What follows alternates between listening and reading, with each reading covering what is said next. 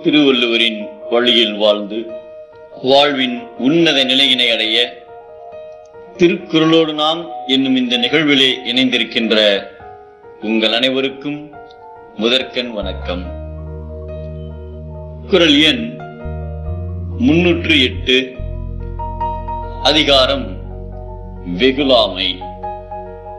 வீரத்திற்கும் தைரியத்திற்கும் பெயர் பெற்றவர் மங்கோலிய மன்னர் செங்கிஸ்கான்.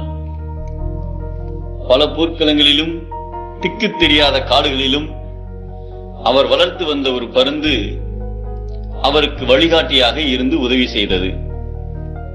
அதனால் மன்னரின் தோளோடு இருக்கும் பாக்கியம் அப்பறவைக்கு கிட்டியது. ஒரு முறை மன்னர் பருந்துடன் காட்டுக்கு வேட்டையாடச் சென்றார். வேட்டையாடி முடிந்ததும் மன்னர் களைப்படைந்தார். அவர் நாக்கு மிகவும் வறண்டிருந்தது. அதனால் தண்ணீர் இருக்கும் இடத்தை தேடி அலைந்தார். நீண்ட நேர தேடுதலுக்கு பின்பு ஒரு பாறை இடுக்கிலிருந்து நீர் சொட்டு சொட்டாக வருவதை கண்டார். தன்னிடம் இருந்த ஒரு குவளையை எடுத்து நீரை பிடித்தார்.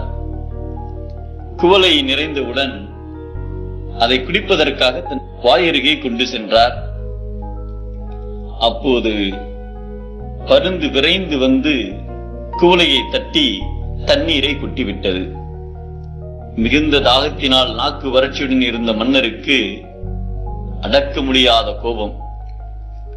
கோபத்தை அடக்கிக் கொண்டு மறுபடியும் நீரை பிடித்து குடிக்க முயலும் போது பருந்து மீண்டும் பறந்து வந்து அவரை குடிக்க விடாமல் குவளையை தட்டிவிட்டது. குவளை கீழே விழுந்தது. இம்முறை அரசனுக்கு எல்லை கடந்த கோபம் உண்டாகவே தனது இடையில் சுருகி இருந்த வாளை எடுத்து பருந்தினை வெட்டி கொன்றார். பின்னர் தண்ணீர் வரும் இடத்தை தேடி அந்த பாறையின் மீது ஏறினார்.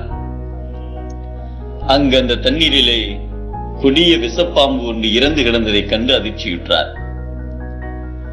குவளை தண்ணீரில் பாம்பின் விஷம் கலந்து இருப்பதை அறிந்துதான் தன்னை குடிக்க விடாமல் தடுத்து தன் உயிரை காப்பாற்றி இருக்கிறது பருந்து என்பதை உணர்ந்தார்.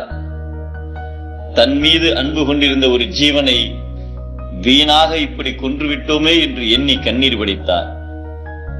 பின்னாளில் தனது உயிரை காப்பாற்றிய பருந்தின் உருவத்தை பொன்னால் வேந்து அதன் 2 சிறகுகளிலும் கோபத்தில் எடுக்கப்படும் முடிவுகள் எக்காலத்திலும் தோல்வியை மட்டுமே தருபவை என்ற வாசகங்களை பொன்னால் பொறித்து தனது சிம்மாசனத்தின் மேல் வைத்து மிகப்பெரிய மரியாதை கொடுத்தார் செங்கிஸ்கான்.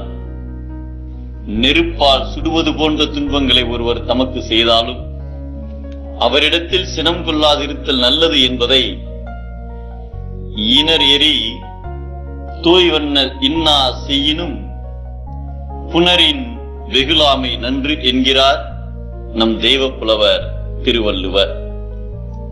நெருப்பை விட கொடியது கோபம். நம்முள் நெருங்கி விடாமல் இருப்பதுவே விவேகம்.